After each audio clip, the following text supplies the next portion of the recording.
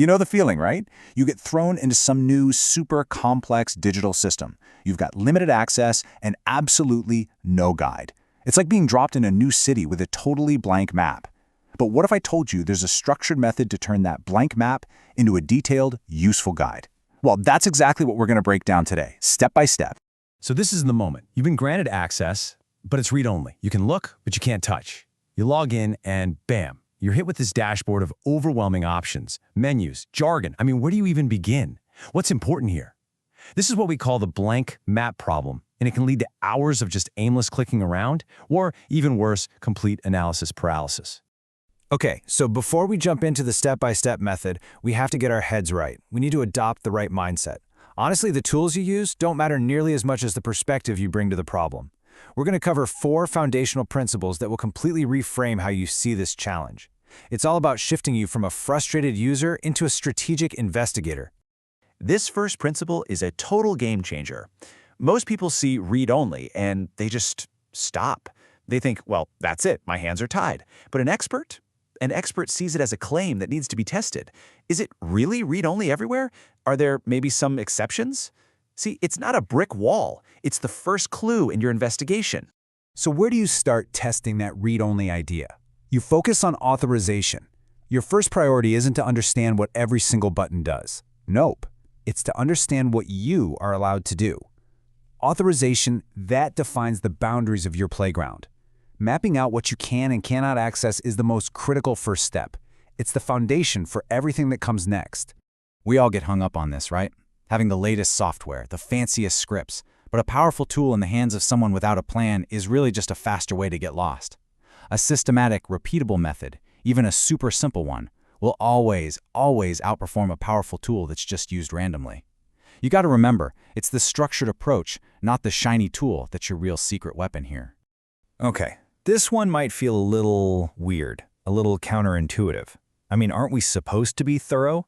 And the answer is yes. But thoroughness isn't about knowing everything, it's about knowing enough to achieve your goal. That impulse to just keep digging and digging is strong, but the expert knows when to pull back. Knowing when to stop is a sign of discipline and efficiency, not a lack of curiosity. And there we have it. These 4 principles completely transform our approach. We stop seeing limitations as final. We prioritize understanding our boundaries. We value our process way more than our tools, and we learn that strategic restraint is actually a strength. With this mindset, we're finally ready for action. So we've got the why, now let's get to the how. This mindset isn't just some abstract philosophy. It powers a really practical 4-step process. This is the simple, repeatable loop you can use to map any unknown system and do it effectively. This is the whole method in a nutshell. It's a simple 4-step loop. First, you define your boundaries with guardrails. Second, you list what's inside with enumerate. Third, you run one small, tiny probe. And then, and this is the most important part, you stop and write it up. So let's break each one down. Step 1. Define your guardrails. I want you to think of yourself as a digital cartographer, a map maker. Before you start exploring, what do? You draw the edges of the map. You decide, okay, for this session, I am only looking at user profile settings, and I will absolutely not get distracted by that reporting module over there. This conscious act of setting boundaries is what keeps you focused and prevents you from falling down all those rabbit holes. All right, once your borders are defined, you start to enumerate. Think of this as a quick surface-level scan where you just list everything you can see within your guardrails. What are the menu items? What are the buttons called? The fields. You're not trying to understand them yet, you're just creating a systematic inventory. And the key word here is bounded. You stick strictly to your predefined area. No more, no less. Step 3 is the tiny probe. Now, this is your first real interaction with the system, but it is incredibly controlled. You pick one single item from your inventory list, and you test one small assumption.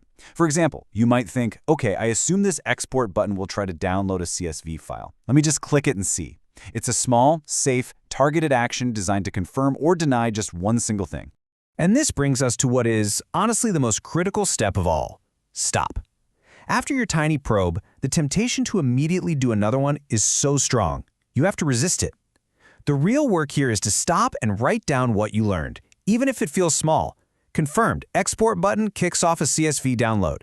Your goal isn't endless discovery, it's to produce a clear, useful summary of your findings. And this brings us right back to that powerful idea we introduced in the mindset section, the art of stopping early.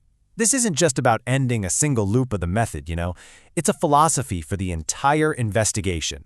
Let's dig into why this restraint is actually a superpower.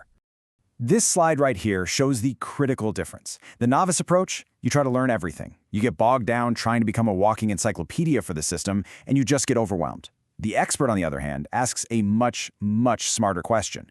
What is the absolute minimum I need to learn to take the next logical step? They're focused on sufficiency, not completeness. So ultimately, this all comes down to a fundamental shift in the question you ask yourself. Instead of getting lost in that endless ocean of what more is there to learn, you should constantly be asking, do I have enough information right now to write my summary, to answer the question I started with, or to hand this off to the next person? Because knowing when you have enough, that is the ultimate skill in navigating the unknown.